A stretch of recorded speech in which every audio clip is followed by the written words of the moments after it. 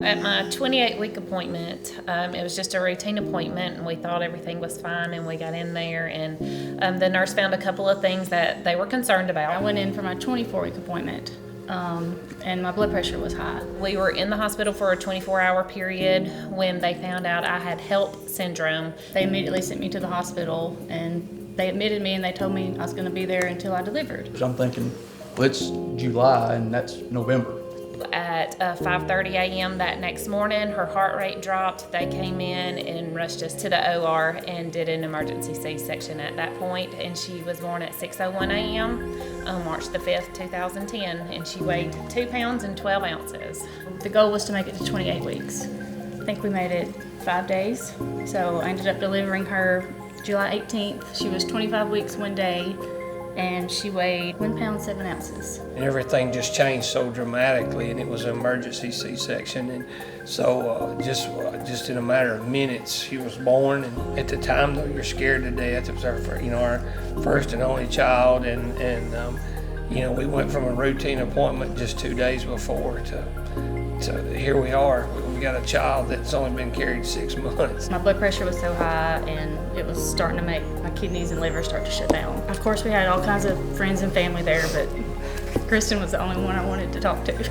The emotion that you have being in that situation and knowing that your best friend is going through it. Drew and I have grown up together since we were 4. I can remember the night we went up there when she was fixing to deliver and walking out of that elevator, and I looked at Rusty and said, I don't know that I can walk down that hall, because all of those emotions came flooding back from when I was in the same spot with Lauren. We just felt like in all those days and weeks and months that followed Lauren's birth, we saw the need there.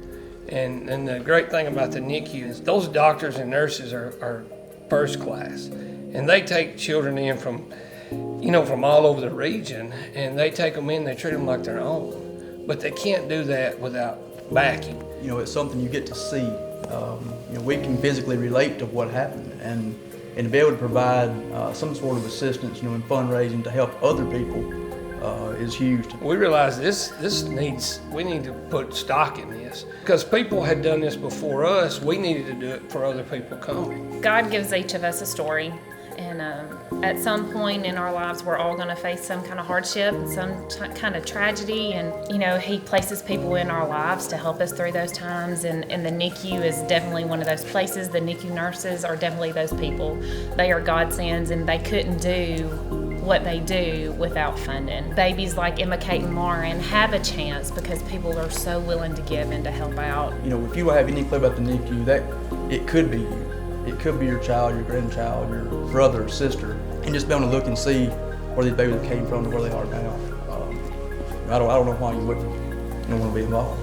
There's still so much more equipment to be bought with everything that changes. Lauren's stay was nearly 9 years ago, and just even sitting between her time and Emma Kate's time, just the difference in the way things changed. There's still work to be done, and it only can happen through funding. We want our stories to be used to help people understand what it's about.